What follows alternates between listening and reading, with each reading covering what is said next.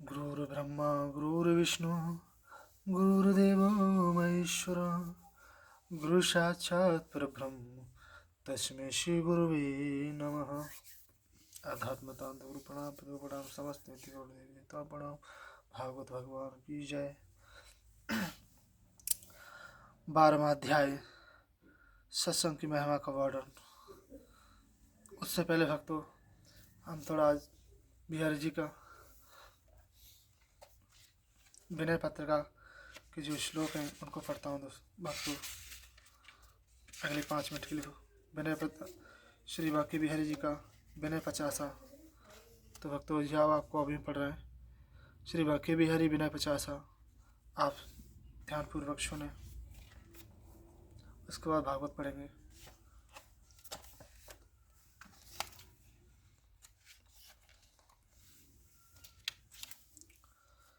दोहा। बाके चित बन कटी लचक बाके चरण रसाल, स्वामी श्री हरिदास के बाके बिहारी लाल। चौपाई। तो भक्ति चौपाई पढ़ रहे हैं, उसके बाद भागवत कथा पढ़ेंगे अभी। जय जय जय श्री बांके बिहारी, हम आए हैं शरण तिहारी, स्वामी श्री हरिदास के प्यारे, भक्त जनन के निरखवारे, श्याम स्वरूप मधुर मुस्काते, बड़े बड़े नैन बरसाते, पटका पाग पीताम्बर शोभा, सिर पे देख मन लोभा, तिरछी पाग मोती लरवा की, सीकट पारे सुंदर झांकी।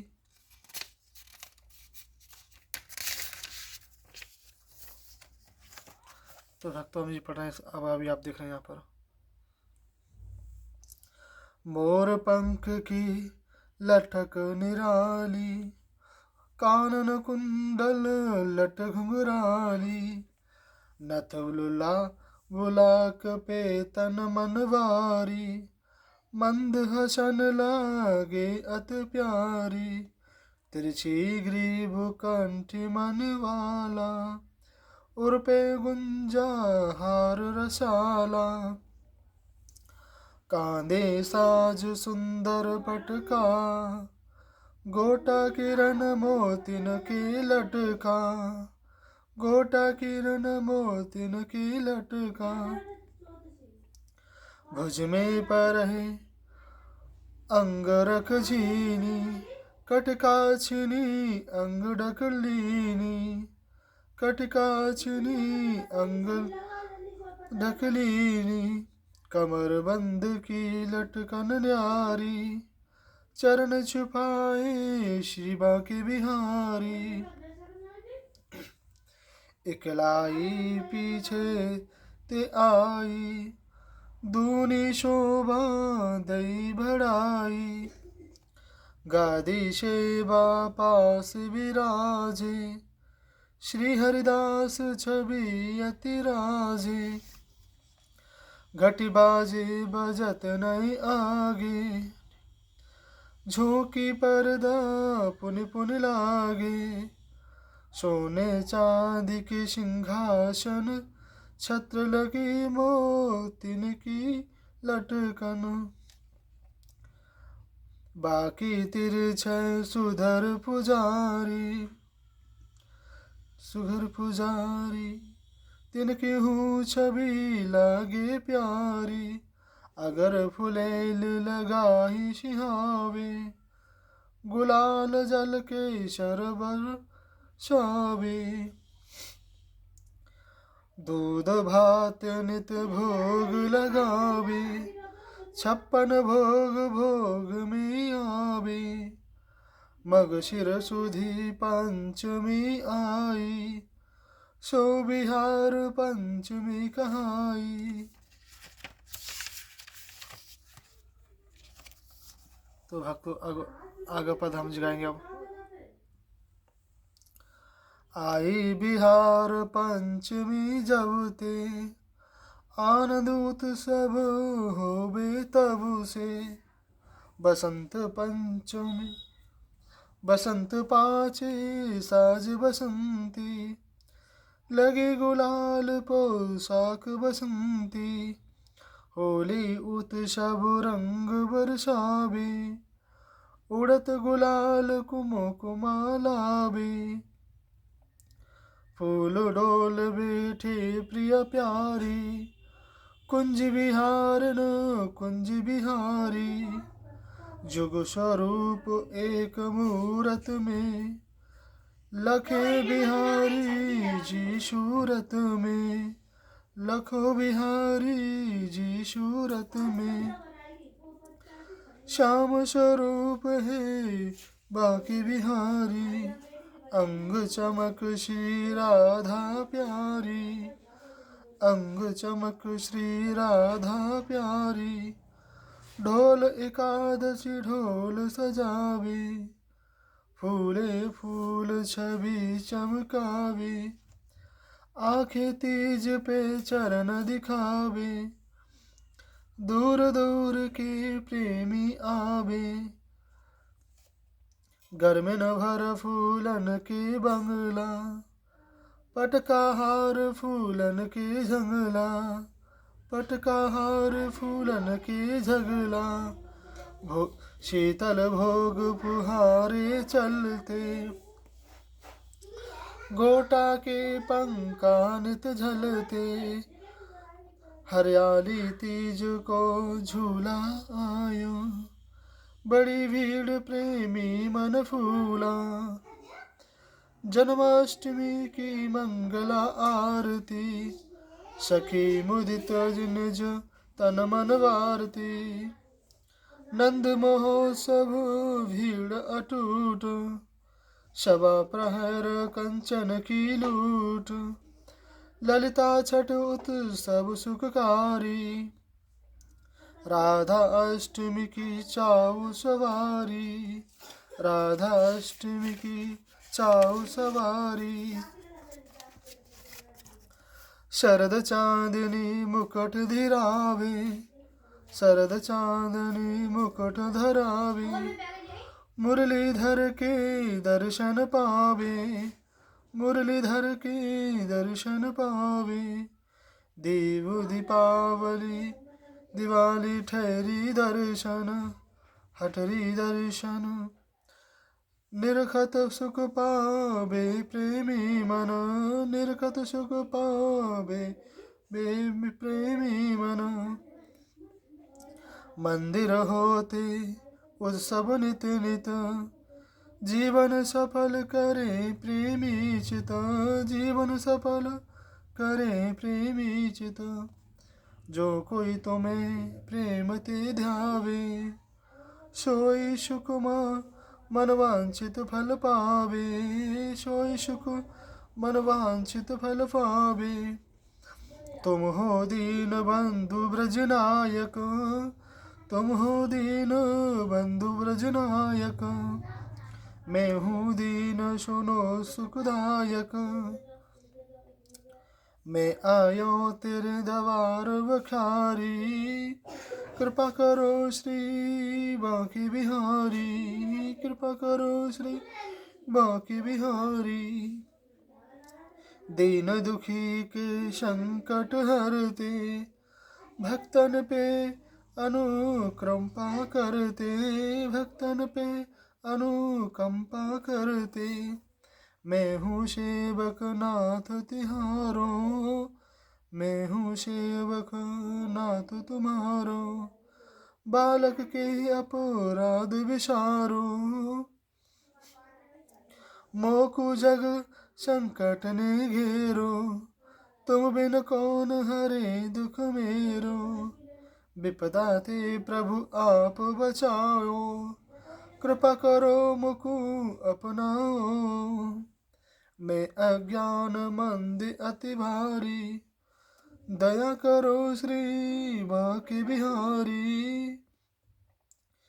श्री बांके बिहारी विनय पचासा, नित्य पड़े पावे निज आशा, पड़े भाव ते नित्य प्रति गावे, दुख दर्द निकट नहीं आवे, दुख दर्द निकट नहीं आवे, धन परिवार बड़े व्यापारा, सहज होय भव सागर पारा, सहज होय भव सागर पारा, कलयुग के ठाकुर रंग राते, दूर दूर के प्रेमी आते, दर्शन कर निज हृदय सिहाते, अष्ट सिद्धि नव निधि सुख पाते, मेरे सुख दुख हरो दयाला, दूर करो माया जंजाला, दया करो मोकु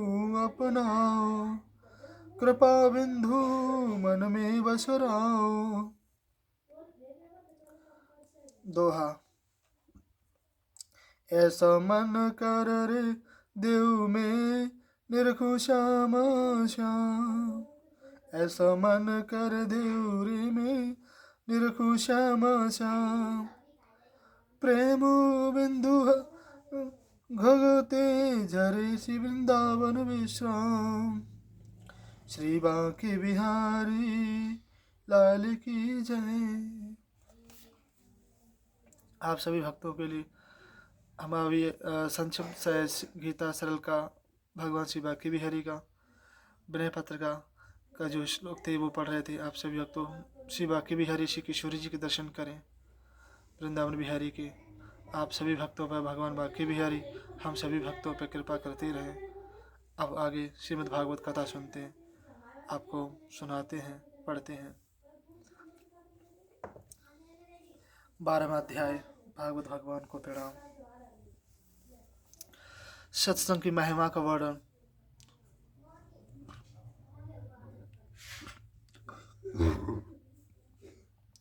सत्संग की महिमा अमित, कहाँ कहूँ उद्धरायो, शेष गणेश में हूँ पार न पायो धाय। भगवान श्री कृष्ण चंद्र बोले, हे प्यारे उद्धव, सत्संग के द्वारा जगत की आसक्तियाँ नष्ट हो जाती हैं। जैसा उत्तम साधन योग सांख्य योग स्वाध्याय तथा धर्म पालन में भी नहीं है, जैसा मुझे वश में करने का फल साधन सत्संग में है। यहाँ तक कि व्रत यज्ञ तीर्थ तथा यम नियम भी मुझे वश में करने में समर्थ नहीं है। यह सत्संग ही युग युगों में उत्तम माना गया है। इसी सत्संग का आश्रय लेकर शूद्र पापी चांडालों ने तथा स्त्रियों ने भी मुझे प्राप्त कर लिया है। वृतासुर दैत्य प्रहलाद बृहस्पर्वा बलि बाणासुर मय दानव विभीषण सुग्रीव हनुमान आदि सभी ने सत्संग के प्रभाव से ही मुझे प्राप्त किया है। हे प्यारे उद्धव, वे न तो वेदों को भजते थे और न उन्होंने कोई ब्रज उपासना ही की थी और न कोई तपस्या ही की थी, केवल सत्संग से ही मुझे प्राप्त कर लिया था। यदि यह माना जाए कि वृतासुर ब्रह्मज्ञानी था, तो गवार गांव वाले ने गोपियाँ गाय यमराज ब्रज के पशु पक्षी आदि तो नितांत मूढ़ वृद्धि थे। हे उद्धव, ऐसे ऐसे पुरुष हैं जो ज्ञान व्रत तपस्या योग आदि की क्रिया तनिक भी नहीं जानते, किंतु उन्होंने प्रेम से मुझे वश में कर लिया है। उन गोपियों को ही ले लो, उनको तो तुमने स्वयं जाकर देखा है। उनके विषय में क्या कहूँ। जिस समय मैं ब्रज से मथुरा चला आया था, उस समय उनकी क्या दशा थी वह तो तुमने स्वयं जाकर देखी। तुम जानते ही हो कि वे घर बार पुत्र पति कुटुंबी सबका त्याग करके मुझ परमात्मा को प्रियतम मानती थी। मैं ही एक मात्र उनका सर्वस्व हूँ। उन्होंने मेरे साथ रास विलास किया। बहुत सी रात्रियाँ एक आधे क्षण के समान व्यतीत हो गई और अब वे ही रात्रियाँ उन्हें कल्प के समान व्यतीत होती हैं। वे मेरे में इतनी तन्मय थी कि उन्होंने लोक परलोक सभी त्याग दिए, वे मुझ में लीन हो गए। बड़े बड़े मुनियों के लिए भी उनकी तपस्या आदर्श रूप है। हे उद्धव, उनमें बहुत सी गोपियाँ जो मेरे स्वरूप को नहीं जानती थी, प्यारे से मुझे अपना प्रियतम समझती थी और मुझसे मिलने की लालसा रखती थी। केवल सत्संग के प्रभाव से ही उन अबलाओं ने मुझे परमात्मा की प्राप्ति कर ली थी। हे उद्धव, वे गोपियाँ मुझसे किसी भी भाव से प्रेम करती हूँ, किंतु मैं तो वही हूँ जो वास्तव में हूँ। इसलिए हे उद्धव, अब तुम शास्त्रोक्त विधि तथा निषेध के चक्कर में मत पड़ो। मेरी शरण में आ जाओ, तब जब तुम मेरी शरण में आ जाओगे तब संसार से मुक्त हो जाओगे। उद्धव जी बोले, हे योगेश्वर की योगेश्वर, मैं आपको उपदेश को भली प्रकार सुन रहा हूँ, किंतु मेरा संदेह अभी नहीं दूर हो रहा है। क्या मुझे स्वधर्म पालन करना चाहिए अथवा सर्वस्व त्याग कर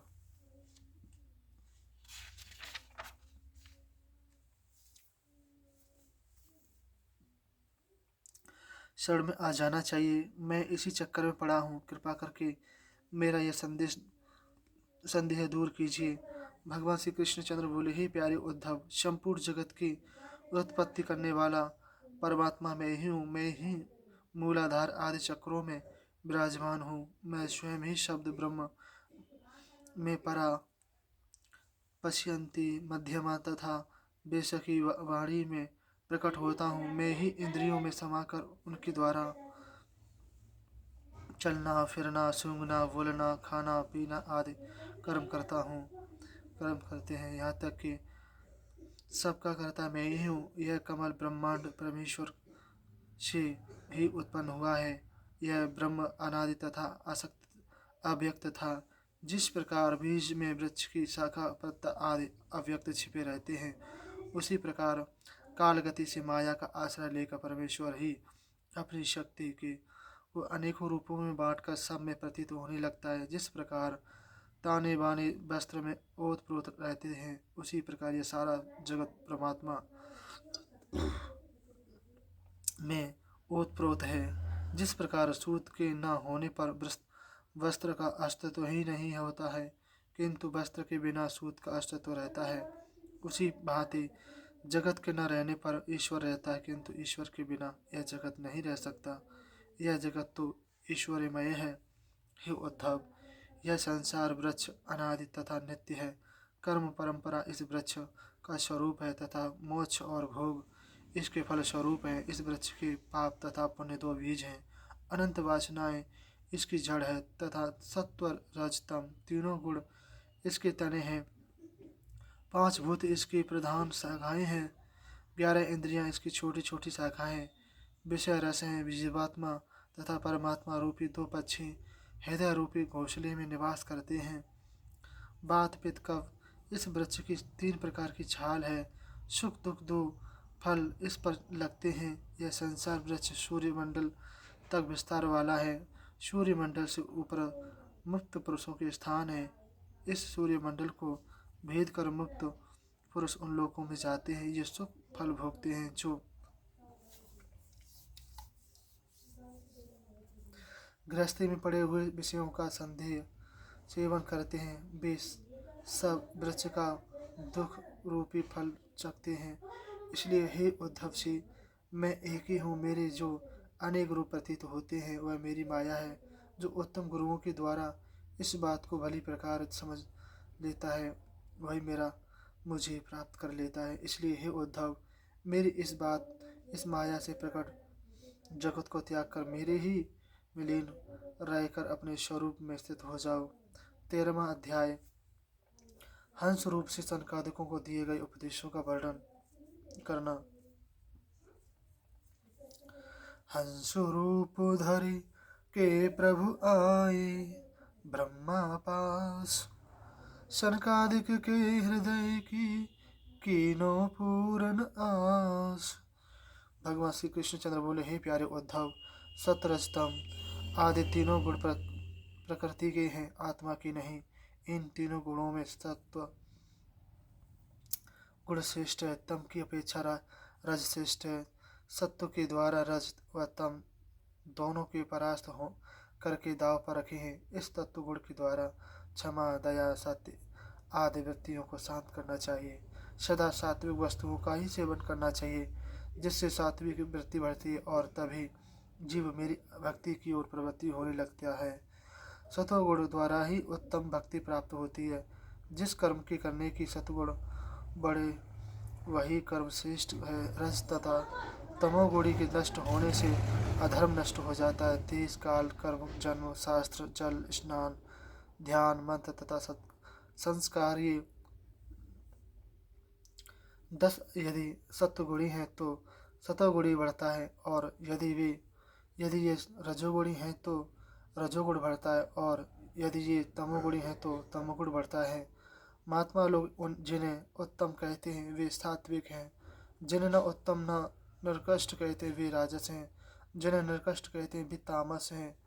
मनुष्य को जब तक अपनी आत्मा का ज्ञान न हो और इस सूक्ष्म और स्थूल शरीर तथा तीनों गुणों से निर्गत न हो, तब तक सात्विक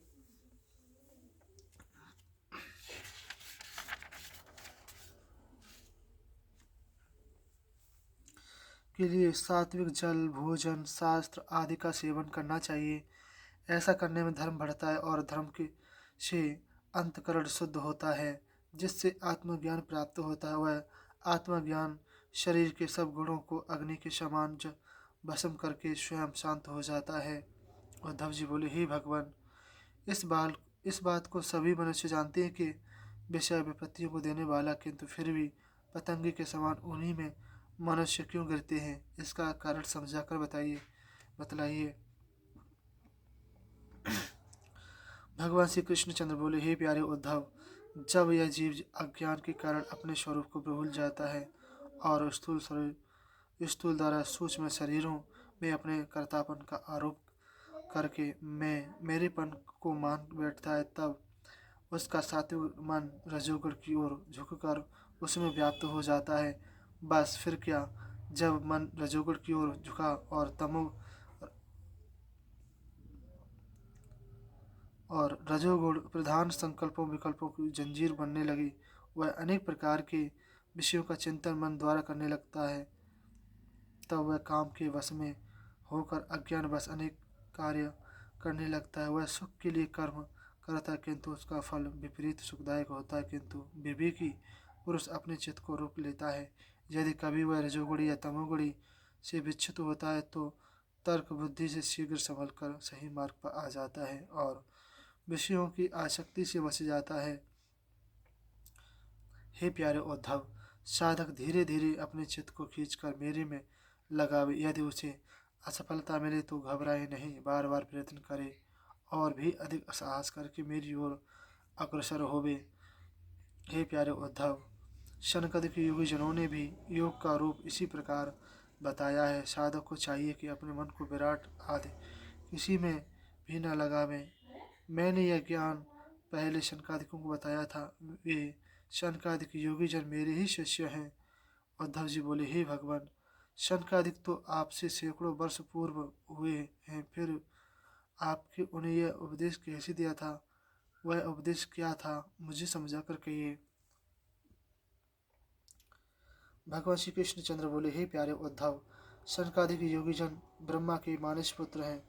उन्होंने अपने पिता ब्रह्मा से एक समय यह प्रश्न पूछा था। शनकादिक पूछने लगे, हे पिताजी, यह चित्त विषयों गुणों में फंसा रहता है और विषय अर्थात गुण चित्त में फंसे रहते हैं। चित्त तथा विषय गुण दोनों परस्पर ऐसे घुले मिले रहते हैं कि किसी प्रकार भी एक दूसरे से पृथक पृथक नहीं हो सकते। फिर ऐसी दशा में मनुष्य का चित्त विषयों से न हटे तो संसार से मुक्ति कैसे पा सकता है? अब हमें यह बतलाइए कि चित्त तथा विषय एक दूसरे से कैसे अलग अलग हो सकते हैं।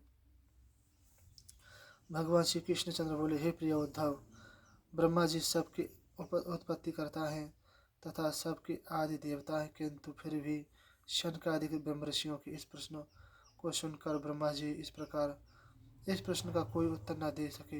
वे विचारने लगे किंतु किसी निर्णय तक न पहुँचे। हे उद्धव, उस समय ब्रह्मा जी ने प्रश्न का उत्तर देने के लिए मेरा ध्यान किया। मैं उसी क्षण ब्रह्मा जी के मोह को नष्ट करने के लिए हंस रूप से प्रकट हो गया। जब ब्रह्मा जी तथा सनकादिक ने मुझे देखा तब ब्रह्मा जी को आगे करके सनकादिक मेरे निकट आए। उन्होंने मेरा वंदना की। तब सनकादिक ने मुझसे पूछा, आप कौन हैं? तब उन परमात्मा तत्व के जिज्ञासु सनकादिक को जो मैंने उतार दिया वह सुनो। मैंने उनसे कहा, हे ऋषियों, तुम्हारा यह प्रश्न किसके विषय में है? यदि तुम्हारा यह प्रश्न आत्मा के विषय में है तो आत्मा एक ही है, उससे अनेकता है ही नहीं। तब उस आत्मा के विषय में यह प्रश्न करना कि तुम कौन हो किसी प्रकार भी नहीं बन सकता, क्योंकि जो आत्मा तुम में है वही मुझ में है। आत्मा एक होने से दूसरा भाव उत्पन्न ही नहीं होता है। फिर तुम कौन हो यह प्रश्न निरर्थक ही है। तुम कौन हो इस प्रश्न में द्वैत भाव पाया जाता है। किसी दूसरे के लिए ही कह सकते हैं तुम कौन हो।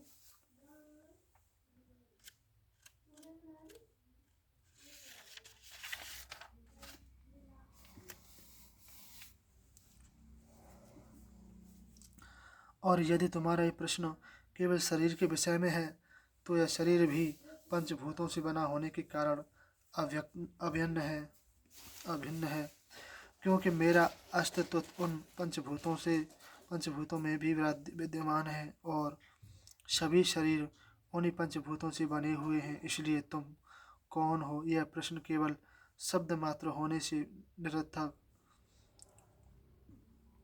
है। तत्व दृष्टि से तुम लोगों को यह समझना चाहिए कि मन, वाणी, दृष्टि तथा अन्य इंद्रियों से जो कुछ भी प्रतीत होता है वह सब मैं ही हूँ।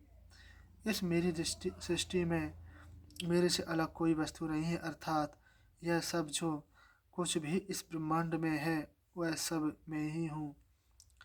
हे प्रिय सनकादिकों, तुम्हारा यह प्रश्न अति उत्तम है कि चित्त विषयों में फंसा रहता है और विषय चित्त में फंसे रहते हैं। इन दोनों का परस्पर ऐसा समावेश है कि ये कभी अलग अलग नहीं हो सकते, किंतु ये दोनों साथ साथ बने रहें। उससे क्या होता है कि ये चित्त तथा विषय गुण का जीव से कोई संबंध ही नहीं है। ना तो चित्त तथा गुण विषय जीव के स्वभाव है और न उसका रूप ही है। चित्त तथा विषयों का संबंध तो शरीर मात्र से ही है, उस जीव से कोई संबंध नहीं है। चित्त तथा विषय तो अज्ञान से उत्पन्न शरीर की उपाधि ही है। जीव मेरा स्वरूप है। विषयों में चित्त के निरंतर तल्लीन रहने से चित्त विषयों में घुस गया है। चित्त और विषय तद्रूप अर्थात दोनों एक रूप हो गए हैं। गुण अर्थात विषय भी चित्त ही से उत्पन्न होते हैं। इसलिए चित्त तथा विषय गुण दोनों को ही त्याग कर अपने शुद्ध स्वरूप को मेरा ही स्वरूप समझकर चित्त तथा विषय दोनों से ही अलग हो जाना चाहिए। चित्त तथा गुण किसी प्रकार भी रहे अथवा न रहे, उनका जीव से कोई संबंध नहीं है। हे प्यारे ऋषियों, मनुष्य की जागृति, स्वप्न तथा सुषुप्ति में तीन अवस्थाएं गुणों के अनुसार सत्व रजतम विषयों के अनुसार आती जाती रहती है और ये तीन अवस्थाएं बुद्धि की ही वृत्तियाँ मानी गई। यह अनुभव से सिद्ध हो चुका है कि जीव तीनों अवस्थाओं में रहता है। यदि जीव केवल जागृत अवस्था में ही रहे, स्वप्न तथा सुषुप्त दशा में ना रहे तो स्वप्न की तथा सुषुप्त दशा की बात कैसे याद रहे।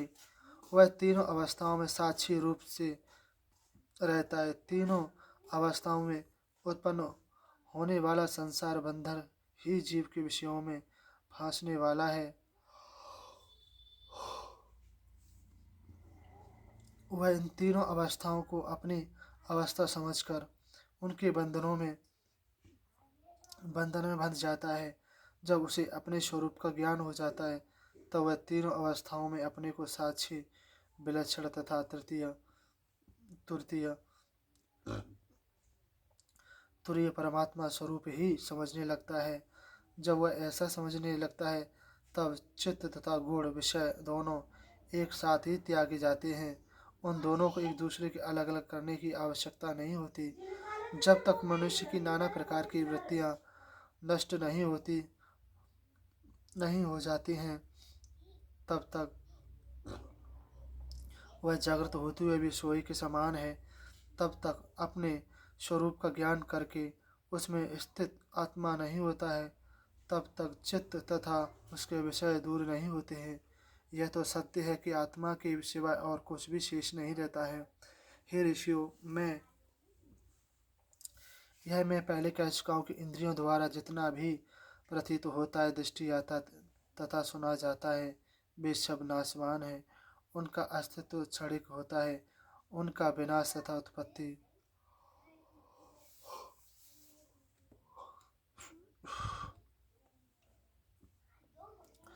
पल पल में होता रहता है। उन सब का अनुभव जागृत अवस्था में आत्मा ही करता है।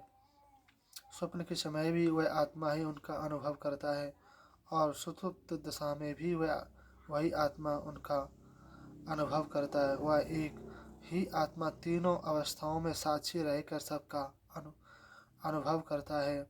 उसे तीनों कालों की स्मृति बनी रहती है। इसलिए यह सिद्ध होता है कि सत्व रजतम तीनों गुणों में मन की जागृति स्वप्न तथा सुषुप्त अवस्था होती रहती है। ये तीनों अवस्थाएं मेरी माया से मुझ में प्रतीत होती रहती हैं। यह मेरा दृढ़ निश्चय है। मेरे वचनों पर दृढ़ रहकर ज्ञान रूपी तलवार से अहंकार को नष्ट कर दो और फिर उसे मत जगने दो। मुझ परमात्मा के चिंतन में ही लीन रहो। इस जगत को मेरा क्रीड़ा स्थल समझो। मैं माया का आश्रय लेकर क्रीड़ा करता हूँ। यह जगत क्या मेरे ही छोटे बड़े अनेक रूप हैं। यह मेरा जादू का खेल है।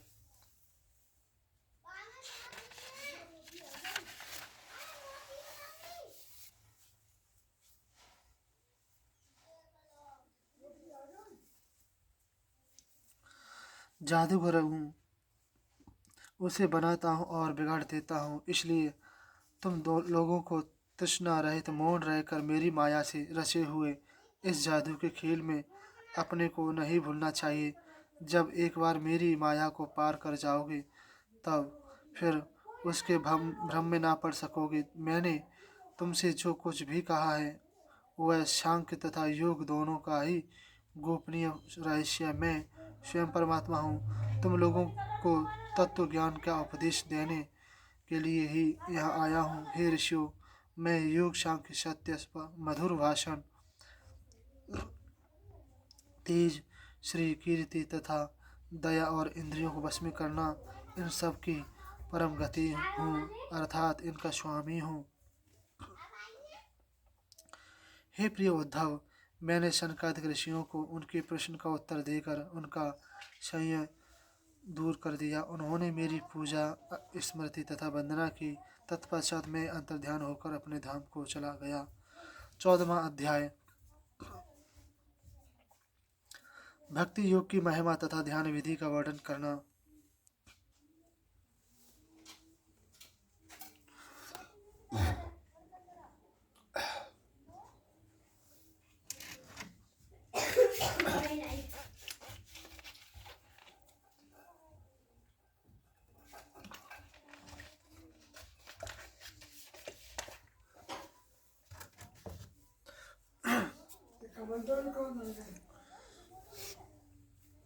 दोहा, भक्ति योग अरु विधि कहीं कृष्ण यदुराय। उद्धव जी सुनने लगे मन में अति हर्षाय। श्री उद्धव जी बोले, हे परमात्मन, आप ब्रह्मवादियों में श्रेष्ठ तथा भक्त वत्सल भगवान हैं। ज्ञानी जनों में आत्म कल्याण के लिए अनेकों साधन वर्णन किए, किंतु सभी अपने अपने विचार से श्रेष्ठ हैं। आपसे इस भक्ति योग के विषय में जानना चाहता हूँ कि आपने इन साधनों में से कौन सा साधन श्रेष्ठ माना है। भगवान श्री कृष्णचंद्र बोले, हे प्यारे उद्धव, यह वेदवाणी प्रलय काल में लुप्त हो जाया करती है। जब सृष्टि का समय फिर आता है, तब मैं अपने संकल्प से पुनः ब्रह्मा को इसका उपदेश करता हूँ। वही मेरा भागवत धर्म है। इस भागवत धर्म का उपदेश ब्रह्मा ने अपने पुत्र श्यामक मनु को तथा मनु ने भृगु और अंगिरा मरीच पुलय अत्रि पुलस्त्य तथा कृत्यु इन सप्त ऋषियों को इसका उपदेश दिया। तत्पश्चात इन प्रजापतियों ने इसका उपदेश अपनी संतान देवता दानव मनुष्य गंधर्व चारण आदि को किया। सभी ने अपने अपने कर्मान मतानुसार सत्य रज और तम इन तीनों गुणों के वशीभूत होकर भिन्न भिन्न बुद्धि से भिन्न भिन्न अर्थ हो गए। हे प्यारे उद्धव, मेरी माया के वशीभूत सबकी बुद्धि रहती है, उसी के अनुसार आत्मकल्याण के साधन भी अनेकों बतलाए गए हैं। पूर्व मीमांसक धर्म को श्रेष्ठ मानते हैं, साहित्याचार्य यश को उत्तम मानते हैं, काम शास्त्री काम को उत्तम मानते हैं, योगी जन सम दम आदि को उत्तम मानते। उसी इसी प्रकार दंड नीति के द्वारा ईश्वर को और तांत्रिक दान तथा भोगों को ही उत्तम मानते। कर्म योगी जन यज्ञ तप ज्ञान व्रत आदि को उत्तम मानते हैं, किंतु हे प्यारे उद्धव, ये सभी कर्म हैं, इनसे उत्तम लोक मिलते हैं, वे लोग नाशवान हैं। जब उन कर्मों का फल समाप्त हो जाता है तब इन लोकों के नीचे गिरना पड़ता है और अधोगति प्राप्त होती है। वह तुच्छ सुख है जिसके इसलिए इन अनेक प्रकार के साधनों के चक्कर में न पड़ना चाहिए। हे प्यारे उद्धव, जो नित्य सुख मेरी सानिध्य से प्राप्त होता है वह कभी नष्ट नहीं होता है। मेरी शरण में आया हुआ भक्त निर्भय तथा बेपरवाह होता है, वह सुख विषयी पुरुषों को कभी प्राप्त नहीं हो सकता। यह सुख उसी को प्राप्त होता है जिसने अपना सर्वस्व मुझे सौंप दिया है। मेरी अतिरिक्त ब्रह्मपद की भी जिसको चाह नहीं होती है, औरों की तो बात ही क्या, बड़ी बड़ी सिद्धियों तथा मोक्ष को भी इच्छा नहीं करता है। हे प्यारे उद्धव, मैं तुमसे कहाँ तक कहूँ, मुझे तुम जैसे प्रेमी भक्त प्रिय हैं, उतना प्रिय न मेरे पुत्र ब्रह्मा, न मेरी आत्मा शंकर, न सगे भाई बलराम जी तथा न मेरी प्रिय मेरी अर्धांगिनी लक्ष्मी जी। मैं जितना प्रेम अपने भक्तों से करता हूँ उतना स्वयं मैं अपने से भी नहीं करता हूँ। जिस प्रेमी भक्त ने मुझे ही अपना सर्वस्व मान लिया है, जो जगत से दूर रहकर मेरे में ही सदा तल्लीन रहता है, जो समदर्शी है, उस महात्मा के पीछे मैं निरंतर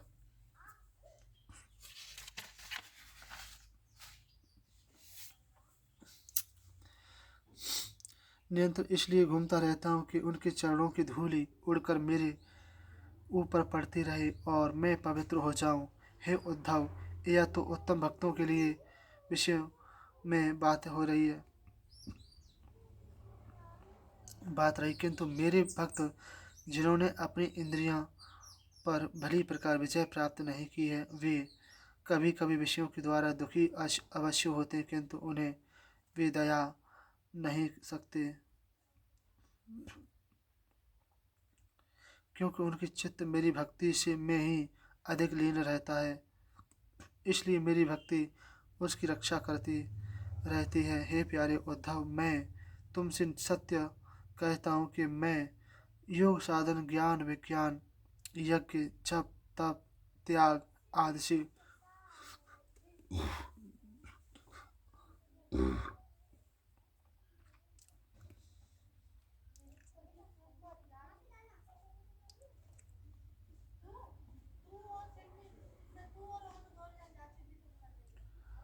उतनी आसानी से प्राप्त नहीं होता हूँ जितनी कि अनन्य भक्ति से मैं आसानी से पकड़ा जाता हूँ। मुझे भक्त प्राप्त करने का केवल एक यही उपाय है कि मेरी अनन्य भक्ति करे, चाहे वह कोई भी जाति वर्ण अथवा आश्रम का क्यों ना हो। जिसका चित्त सत्य दया से युक्त है, जो मेरे गुणों से गदगद हो, आनंदाश्रु बहाने लगता है, उसका चित्त मुझ में लीन हो जाता है। वह कभी रोता है, कभी हंसता है, कभी गाता है, कभी नाचता है। यही मेरा परम प्रिय भक्त है। जो पुरुष सदा विषयों में लीन रहते हैं और जो मेरा स्मरण करते हैं भी मुझ में लीन रहते हैं। इस कारण हे उद्धव, तुम हमारे अन्य अन्य साधनों को त्याग कर मेरा ही चिंतन करो। मेरे अतिरिक्त और कुछ भी नहीं है। जो कुछ भी तुम्हें प्रतीत होता है वह बनावटी तथा बालू की भांति है। पहले मेरा चिंतन करके अपने चित्त को शुद्ध करो, फिर एकाग्रता से मुझ में तल्लीन कर दो। सबसे पहले मेरे मन और इंद्रियों को वश में करो, तत्पश्चात स्त्रियों पुत्रों आदि को त्याग दो। फिर एकांत स्थान में बैठकर सावधानी से मेरा ध्यान करो। स्त्रियों के संग से जो कलेश पुरुषों को होता है वह किसी के संग से इतना नहीं होता है। उद्धव जी बोले, हे श्याम सुंदर, कृपा करके आप बतलाइए कि मुमुक्षु पुरुष आपका चिंतन किस रूप में, किस प्रकार, किस भाव से ध्यान करते हैं।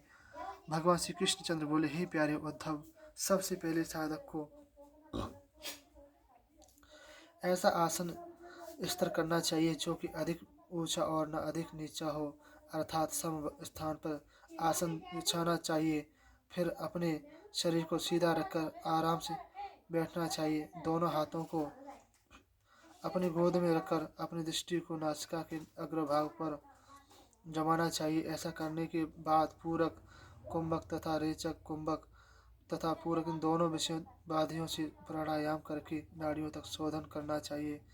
प्राणायाम का अभ्यास शनि शनि बढ़ाना चाहिए और उसके साथ ही साथ इंद्रियों को भी वश में करने का अभ्यास करना चाहिए। इंद्रियों को वश में ना होने पर ही प्राणायाम शीघ्र फल देता है। हृदय में ओंकार का चिंतन करें, उसे प्राणवायु के द्वारा ऊपर ले जावें और घंटानाद की भांति स्वर स्थिर कर दें।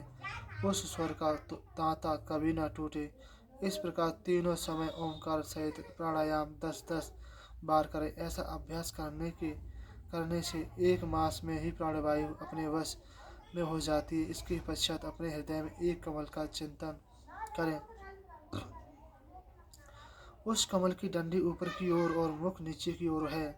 फिर यह ध्यान करना चाहिए कि उसका मुख अष्टतल होकर खिल गया है और उसके मध्य में पीली पीली अति कोमल गद्दी है।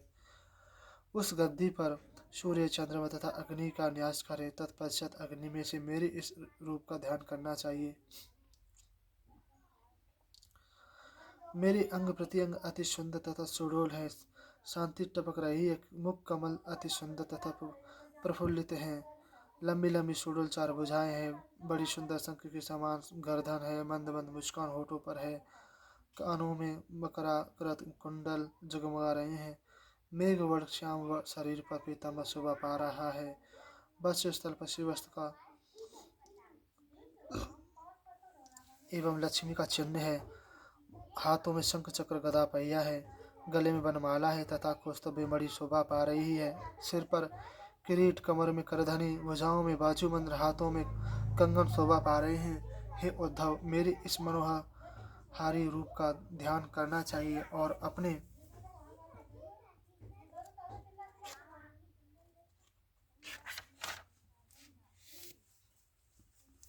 मन को एक एक अंग में लगाना चाहिए। ज्ञानी पुरुष अपने मन तथा इंद्रियों को विषयों से रहित कर दे और उसको मेरे में लगा दे। तब जब मेरे सारे शरीर का ध्यान भली प्रकार होने लगे तब अपने चित्त को मेरे सब अंगों से हटाकर केवल मेरी मंद मंद मंद मुस्कान से युक्त मेरे मुख पर ही चित्त को लगा दें। जब चित्त मेरे में मुखार बिंद पर भली प्रकार लग जावे तब उसे वहाँ से उठाकर आकाश में स्थिर कर दें। तत्पश्चात आकाश का चिंतन त्याग कर मेरे इस ब्रह्म स्वरूप में अपने चित्त को लगा दें। जब चित्त इस प्रकार बस में हो जाता है तब साधक अपनी ज्योति को मेरी ज्योति में मिला देता है। जो योगी इस प्रकार योगा अभ्यास से अपने मन को बस में कर लेता है उसको ज्ञान की प्राप्ति हो जाती है और मुझ में लीन हो जाता है। आगे का अध्याय 15वां अध्याय भिन्न भिन्न सिद्धियों के नाम तथा लक्षणों का वर्णन हम आपको कल सुनाएंगे। हमारा एक उद्देश्य होगा श्रीमद् भागवत महापुराण सुख सागर का हर अध्याय हर शब्द हम आपको सुनाएंगे जिससे कोई भी शब्द छूटे नहीं, कोई भी अध्याय छूटे नहीं, और भागवत भगवान की हम सब जीवात्मा कृपा बनी रहे। आप सभी भक्तों को राधे राधे। भगवान बांके बिहारी को, कृष्ण राधे को प्रणाम। राधे राधे, राधे राधे, राधे राधे। नित्य प्रति थोड़ी थोड़ी कुछ अध्याय भागवत भगवान की रोज पढ़ने की कोशिश करेंगे भगवान के आशीर्वाद से नित्य प्रति। और आप सभी इस YouTube चैनल को, जो बांके बिहारी का सानिध्य में भगवान को समर्पित है, ब्रजभूमि का ये चैनल, मथुरा वृंदावन का ये चैनल, ब्रजभूमि सहित जल्द ही भारत देश के सभी वीडियोज कवरेज होगा, इस चैनल पर अपलोड होते रहेंगे। और ब्रजभूमि के आपको सभी वीडियो इस पर मिलती रहेंगे, सभी दर्शनों के, सभी मंदिरों के दर्शन, भगवान के स्थानों के दर्शन जो ब्रजभूमि में हैं, भगवान के होने का इस ब्रजभूमि में आपको एहसास होगा। आप सभी भक्तों को जय श्री राधे, राधे राधे। जय श्री बांके बिहारी, श्री कुंज बिहारी, श्री हरिदास।